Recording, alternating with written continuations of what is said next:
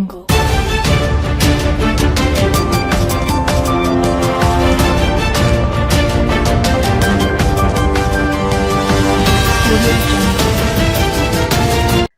आज तक 24x7 में आपका स्वागत है और मैं हूं आपके साथ साक्षी।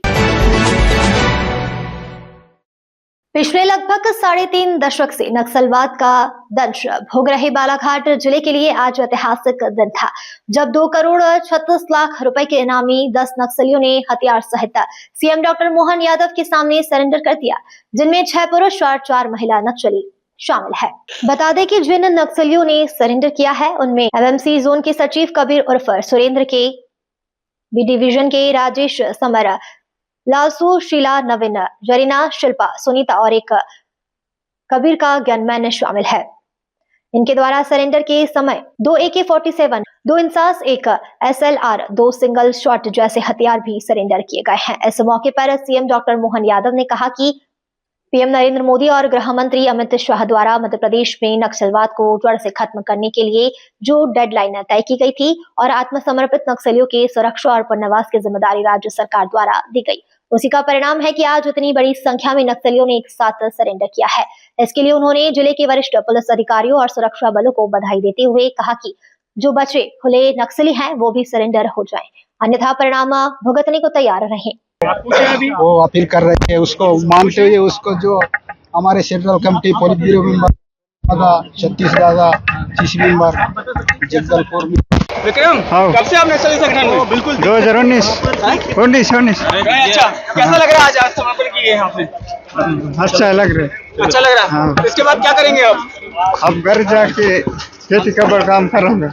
अच्छा, पुलिस सहित टास्क फोर्स और पूरा नक्सल विरोधी अभियान की सफलता का बहुत बड़ा दिन है। मेरी अपनी ओर से यशस्वी प्रधानमंत्री श्रीमान नरेंद्र मोदी जी, माननीय गृह मंत्री जी के उस आह्वान के लिए आज हमारी पुलिस ने बड़ा काम किया है, जिनमें डेडलाइन दी कि 2026 जनवरी तक हर हालत में या तो नक्सलवादी सरेंडर करे या उनको हम मैदान से समाप्त करेंगे। उसी अभियान में बीते दिनों 1 नवंबर को एक बड़ी नक्सल नेता सुनीता ने, जिस पर 17.5 लाख का इनाम था, सरेंडर किया था और मध्य प्रदेश के इतिहास का ये सबसे बड़ा सरेंडर आज हमारा यहाँ 10 अलग अलग सदस्यों द्वारा किया गया, जिसमें सुरेंद्र कबीर जिस पे 62 लाख का इनाम है, इसी के साथ राकेश ओडी, मनीष पिता समरथ, इस पे भी 62 लाख का इनाम मध्य प्रदेश, राजस्थान और महाराष्ट्र पुलिस द्वारा, तीनों राज्य की पुलिस जिनको ढूंढ रही थी। समारू इस पे 14 लाख का इनाम, सलिता और सावित्री इस पे 14 लाख का इनाम, विक्रम उर्फ हिडमा इस पे 14 लाख का इनाम, लाल सिंह मरावी इस पे 14 लाख का इनाम, शिल्पा निप्पो इस पे 14 लाख का इनाम, जरीना जोगी मुसाक इस पे 14 लाख का इनाम, जयशीला उर्फ ललिता 14 लाख का इनाम, नवीन नुप्पो इस पे भी 14 लाख का, कुल जमा लगभग 2 करोड़ 36 लाख का इनाम इन विविध अलग अलग प्रकार के 10 नक्सलवादी दलम पे था। इन्होंने सबने पुलिस की योग्य कार्रवाई के कारण से अपने आप को सरेंडर किया है। मध्य प्रदेश सरकार सारे अभी भी बचे हुए जो कुछ, यद्यपि हमारे राज्य में बहुत थोड़े से बचे हैं, मैं आपके माध्यम से भी अपील करूंगा कि आइए हम सब पुनर्वास की नीति के माध्यम से उनके जीवन की भी गारंटी लेंगे, लेकिन ये समय सीमा भी है और यशस्वी प्रधानमंत्री श्रीमान नरेंद्र मोदी जी और गृह मंत्री जी का हमारा सबका संकल्प है कि हर हालत में हमारी धरती पर नक्सलवाद का हम खात्मा करके रहेंगे। तो मैं एक बार फिर आज इस बालाघाट के सारे पुलिस अधिकारियों को, सभी प्रकार के हमारे वरिष्ठ अधिकारियों को, पुलिस जवानों को, सरकार के माध्यम से हम सभी प्रकार के अभियान चलाने के लगातार सतत रूप से उसकी चिंता भी कर रहे हैं और कई कारणों से जनता की जन कल्याणकारी योजनाओं के लिए भी नीचे तक उतारते हुए। एक और खास बात, हमारे राज्य के अंदर आज भी जिन्होंने समर्पण किया है ये हमारे दबाव के कारण हुआ है और इसमें से अधिकांश लोग हमारे गैर मध्य प्रदेश के हैं, लेकिन हमारे राज्य के अंदर हम किसी प्रकार की गतिविधि नहीं चलने देंगे, यह उसका परिणाम है। उम्मीद करते हैं अगर और भी कुछ बाहर के बच्चे होंगे तो उनसे मुक्त कराएंगे। हमारे 2 साल के चले हुए अभियानों में डिंडोरी, मंडला तो पूर्णतः नक्सलवादी गतिविधि से मुक्त पाया गया।